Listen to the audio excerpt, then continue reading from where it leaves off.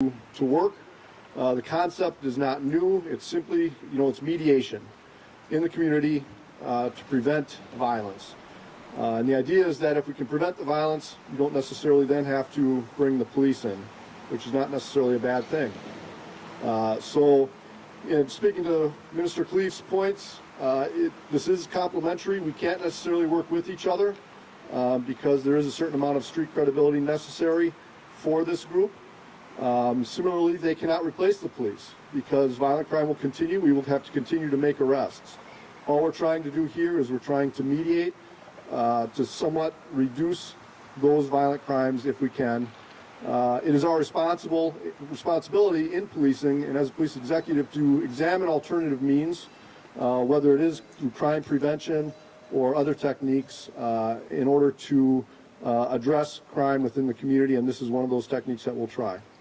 If you look at violent crime compared to property crime, we've seen significant declines in property crime over the years because there have been interventions. If you look at stolen cars, those have gone down significantly because of key fobs and other things like that, which have helped to reduce property crimes, cameras, things like that. The problem we've had with violent crime is the police aren't there when the violent crime, where the emotions run high and ultimately result in violent crime. And what the Core will stand to do is mediate that situation where the tempers run hot and potentially prevent the crime from happening after that. So I think that's a pretty fair summary of everything after what Mr. Cleave said. Yes, sir. Thank you, Chief Larson. At this time, we'll call Alder Anthony Kennedy. Give him a round of applause, everybody. Thank you so much. My name is Anthony Kennedy. I'm the Alderman of the 10th District here in the city of Kenosha. My job as an Alderman, the way I see it, is to maintain or improve the quality of life for my constituents, and to remove those obstacles and remove those things that happen to affect those quality of life issues. If it's a pothole, we get the pothole filled. If it's trash on the street, we get the trash picked up. It's a real simple job that I have as an Alderman. And yet the complexity of it sometimes manifests itself in such ways that I feel overwhelmed. I will also tell you that in the 10th District, there's not a lot of people calling for defunding the police in the 10th District. My constituents aren't calling for less policing. What they're calling for is more effective policing. What they're calling for is responsive policing. And I think what you see here today is an answer to that call. I think what we see is a reality that there's a job that the police have to do. There's a job that the community has to do. And then there's a bridge. And what I see here with Core is that bridge between police responsibility and community responsibility. Can I share a story from the other night? So it's Friday night, about 7:30. I leave my house on 29th Avenue, and I pass by 41st and 28th Avenue, and I see there's a rather large gathering of young people there, a little bit more than normal. That would be a situation where I might have called the police in the past and said, hey, there's a large gathering here, guys keep an eye on it, see what's going on, please. Knowing what this initiative is, knowing what is going on here, being aware of the resources that these individuals are putting in to maintain our community, my call was to Nick Dennis. And Nick told me, Alderman, we want you to get out there and meet those people. And I said, the hell you say? Is that true? Hey, absolutely. Absolutely. I didn't feel comfortable engaging with that level, with the people that were out there at that time. But Nick insisted. And he sent Jeremy and he sent Brandon over. And we walked the neighborhood. And we talked to people. And nothing happened that night. Nothing happened that night. Brandon was able to give a couple of young people a ride out of there who didn't have a ride. I offered to give my Lyft account to a couple of people that were there. But just talking to people, seeing what the situation is, and understanding that there's a level of involvement that we're all responsible for. Now, the police department have their responsibility. Core has their responsibility. I'm going to talk to my constituents. One of the things, and I think Brandon will speak to this, Jeremy will speak to this, was how dark the street was as we walked. Just keep your porch lights on. Keep your porch lights on. let's help. That's just one little small thing that we can do, so that when they're out here doing their jobs, when they're out here taking responsibility for some of the things that's happening in our community, we can be part of that. And one of the ways we can be part of that is to keep your porch light on. So I share that story to tell you that I am more than willing to keep engaging CORE at this level over and over again.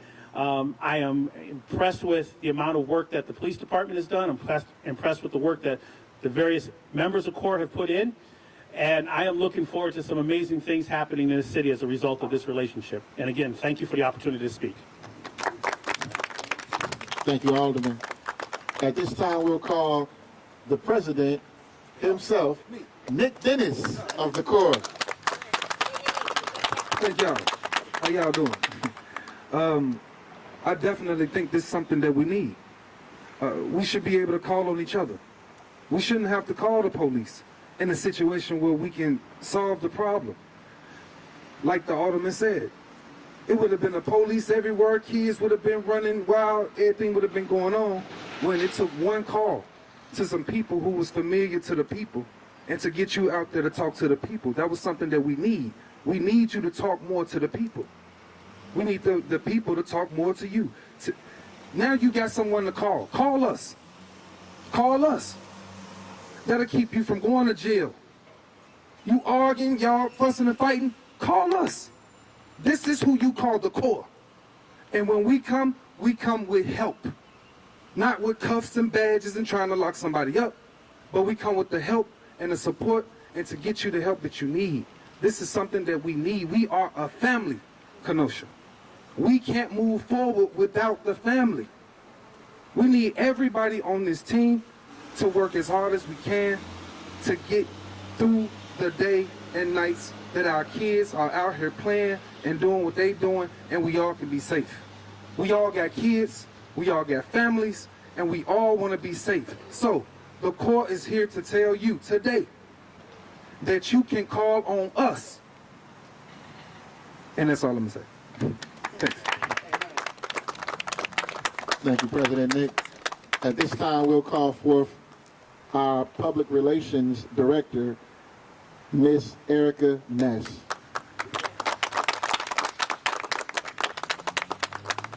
Thank you very much, everyone, for being here. Thank you, Minister Khalif, and thank you to K-Core. I am so excited to finally be here sharing with our community what we have been working so hard on.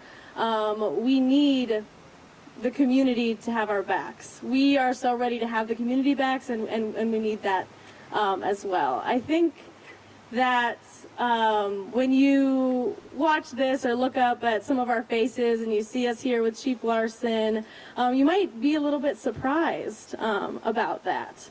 But what we, as some of us have said, and what Chief Larson has said, what we've realized and what we have found that our common ground is that violent crime is increasing, arrests are increasing, and what the police do is they respond to a call after it's happened, right? And that's not fixing the problem, that's not making our communities safer, that's not bringing us together in the way that we need to. And so as K-Core, what we're bringing to the table is a resource-based, community-based approach so we can have each other's backs, so it does not turn into violence, it does not turn into another person entering into the criminal justice system, and so people can feel safer, you know, wherever they are in Kenosha, in the city and in the county. So I think with that, seeing all of us who care so much, Chief Larson, Pastor Barker, Minister Khalif, and every member of K-Core who care so much about our community and what we're doing to show that we care, we need you to care too. Kenosha is a huge community, it's diverse, and there are so many disparities in Kenosha, neighborhood to neighborhood, community to community, school to school, and if we all come together and commit to community safety, to community building, and making sure that we are looking for the resources that each person needs to prevent violence, to prevent criminalization, then we can eliminate those disparities. When we all have each other's backs, then you always have someone to call, and there isn't, this great distance between what some have in Kenosha and what some are experiencing compared to others. So thank you all for being here again, and please, K-Core, I'm so excited and so thankful to be a part of this initiative, and I think that all of these perspectives coming together and these experiences and these relationships coming together are really what we need.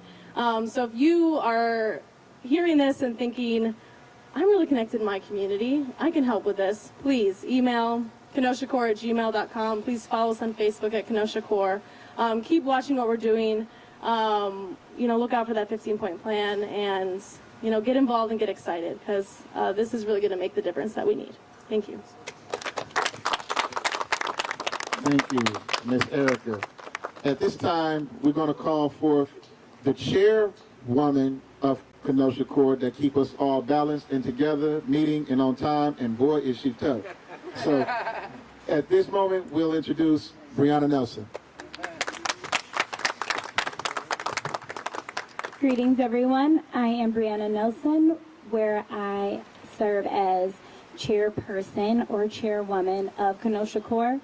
As Minister Khalif spoke of, I do keep us balanced, as well as Kenosha and the issues that present themselves in Kenosha keep me balanced as well. I bring to the table here in Kenosha and down here with the Core a grounding behind the scenes. It's things that go on in our personal lives, and we still have to make sure we move in the proper way in our community, not be reactionary. So I bring the toughness and the focus of the Core, where we have a platform for the community to speak of issues and different dynamics that you may face here down in Kenosha. So if you ever need to reach the Core, please call our hotline at 608-617-3231. Thank you. Thank you, Madam Chairwoman. At this time, we're going to call our second Vice President of Kenosha Core, Jeremy Walker.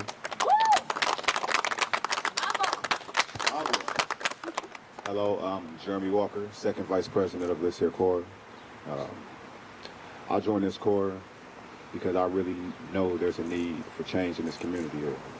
I feel like if we're men out here, we should be more of a stand-up man, and we need more stand-up women out here to actually show the youth which way to go. Because there are a lot of things that obscure us from doing the right thing, based upon, likely he said, traumas, experiences in our lives. And I really think this Core is a good alternative to what's been going on out here, especially with the policing and how we handle our own situations in these communities. I think we need to pick each other up, pick ourselves up, and show a little bit more compassion and understanding here in Kenosha. With that, I yield. Awesome. Thank you. So Kenosha Core is a highly trained unit. They've trained in violence interruption. They're trained in self-defense. They're trained in many ways. And more training is coming up the pike in community organizing, peer support, peer mediation, peer mentoring. They're already trained in de-escalation and trauma-informed care. But we will bring forth our Minister of Defense, Brother Brandon Wheat. Good afternoon, everyone. My name is Brandon Wheat. I am the Chief Minister of Defense for Kenosha Core. We work remotely with the Spatial Awareness, First Director and Second Chairwoman. We try to go into the event in the sense of keeping the violence to a minimum. So we just want to make sure that everyone knows that this is a family, this is a community. It's not about race, it's not about creed, it's not about color, it's about unity as a whole. So all we try to basically do is we go into the situation, we ask questions. We try to find what the problem is and try to de-escalate the situation so it doesn't have to go awry or go beyond our own control. Once we do that, then we speak to everyone and we let everyone know, hey, we're here as a whole. We're here to help you. We're not here to harm you. We're not here to interrupt. But at the same time, we are here to interrupt violence. The thing that we try to make sure that we do is to let the community know you got somebody here. You don't have to be afraid. When they hear Chief Minister of Defense, they automatically want to try to put us together with the Black Panther Coalition. Not saying that that's a problem, but we are not based on that. We're just basically based on community change, correction, and advancement. So with that, thank you very much. Thank you, Chief Minister of Defense. At this time, we're going to wrap up, and then we're going to open up for questions from the media. We're going to wrap up with our first Vice President, Olivia Crudo. Hi there, my name is Olivia Crudo, First Vice President. I would just like to mention, to begin with, that CORE strongly believes in the community, and we need the community to believe in us to do this work. We want to prevent violence before it begins. That's our goal. I believe that everyone behind me here also believes that nonviolence is a way of life. That is the way that we were taught. So we firmly believe in nonviolence, and we are here to protect the community. We need you guys to back us up. That's all that it is. And I joined because I thought that, I'm pretty young, but I thought that I could start making a difference at a young age, and encourage my 18-year-old brother to join. And we're just going to be able to reach all different types of people in the community. That's our plan. So I'm glad that everyone was here to listen to this message, and thank you. Thank you, First Vice President. I do want to call to a reality check. It is not possible for us to believe that we can prevent violence where disparity exists. It is not possible that we can think that we can prevent violence where we have things that are not in the community that are accessible for all people equally, right? That's part of the disparity. It is not possible for us to prevent violence if there is no buy-in from our elected officials, our appointed officials, to invest in us, the community. And this is definitely what the community looks like and abroad. So I want to bring forth the idea that if we can build or envision a beloved community, what would that look like if we were all on a level playing field with equal opportunity? What would that look like? Kenosha Core is here in this community, planted to ensure that we are a voice for the people. We are one of the many voices of the people, and our goal is to liberate the voice of the voiceless.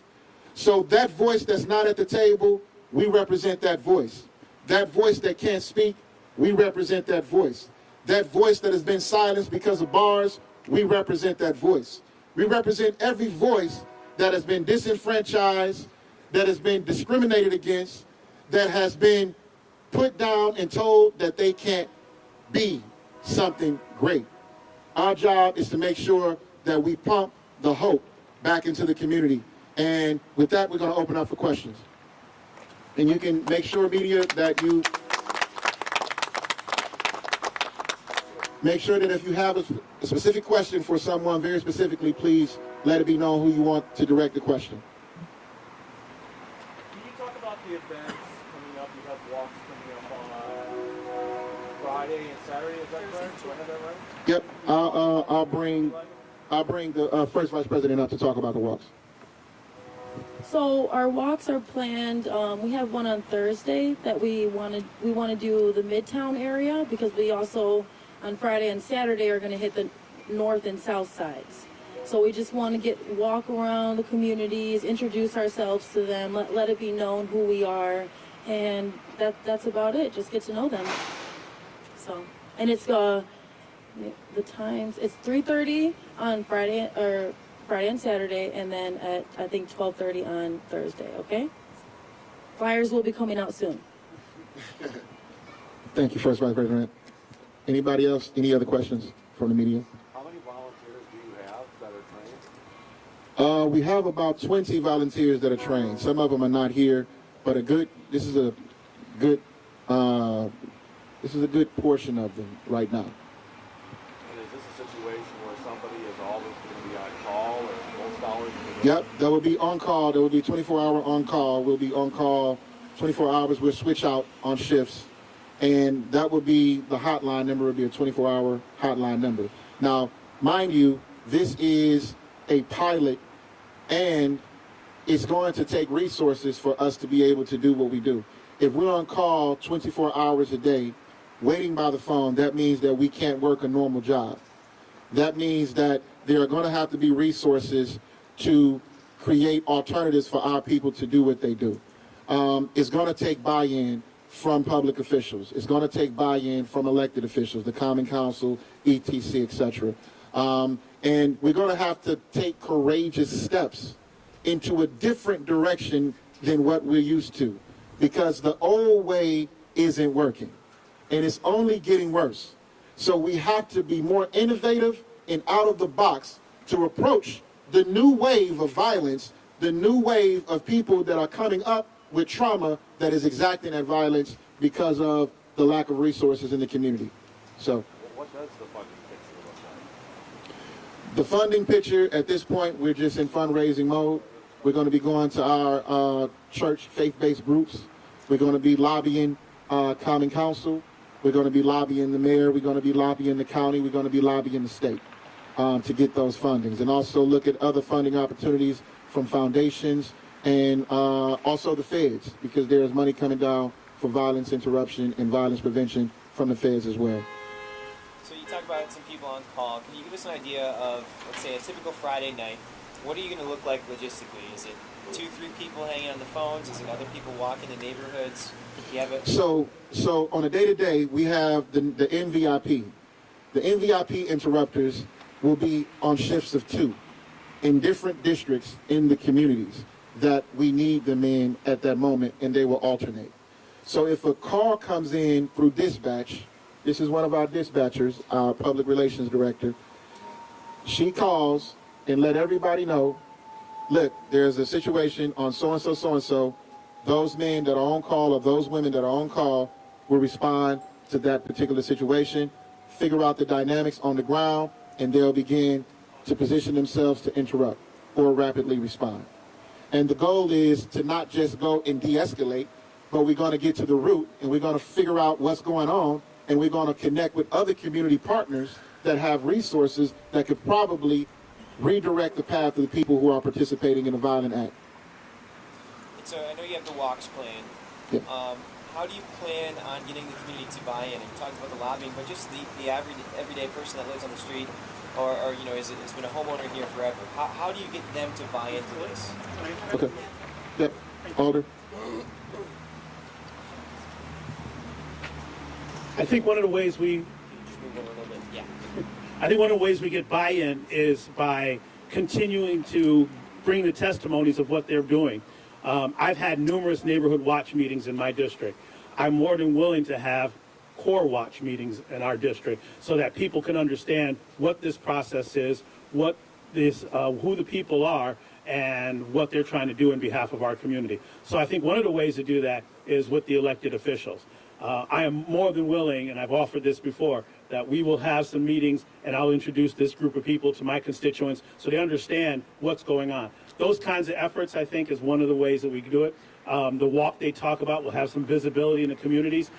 Just keep moving in awareness and keep understanding that we just can't police our way out of this, and that is not the way to do it. So I hope that answers your question. Alder, Thank you, sir. while you're standing there, Alder Kennedy, what was the potential for that Friday night that you spoke of, where you and a couple of the volunteers intervened? What do you think could have happened without that intervention? I'm going to let the Minister of Defense speak. Basically, Jeremy Walker and I were informed that there was a situation on such and such, such and such. we basically just met up with the alderman, walked from the alderman's residence to the area. Like we were just walking around, catching, a night breeze. And we walked into the crowd, and, we spoke, we made our presence felt. And at the same time, we spoke to them and explained to them why we were there. We let them know that, hey, you guys aren't in trouble for gathering. You guys aren't disturbing anything. But we just want you guys to know that, hey, you have eyes, you have ears that's listening and watching you. So please behave accordingly. But at the same time, understand we are here to help you do what it is that you're here to do when it comes to sending off a loved one and celebrating their life while they were here.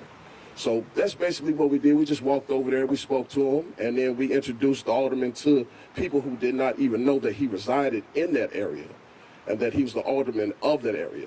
So by us doing that, we allowed his face to be seen, the community to see his face and understand his place within the community and ourselves as a whole for Kenosha Core. Awesome. And it's important that we are doing intensive outreach to the community. We're going to be walking through the community, and the walks are not just about walking and introducing ourselves. The walks is about encouraging the community to restore itself. So we're going to have bags where we're picking up trash, and we're going to give them bags to pick up trash to clean up their own communities.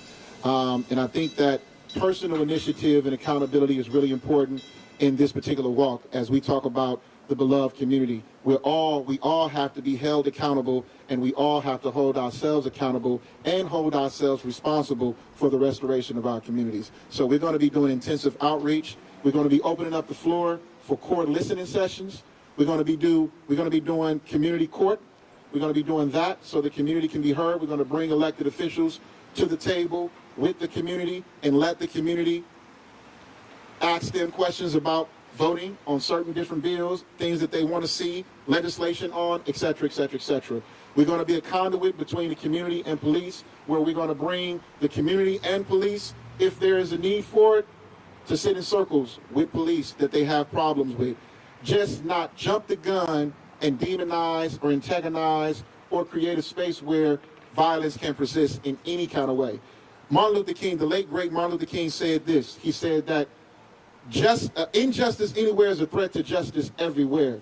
So we have to make sure that we're sewing up all four corners of this injustice to make sure that it works properly, if that makes sense. Any other questions?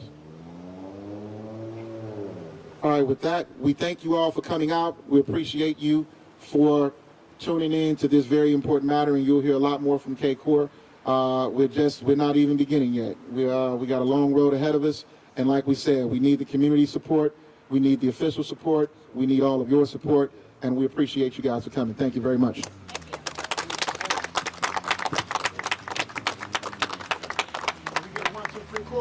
One, two, three, core.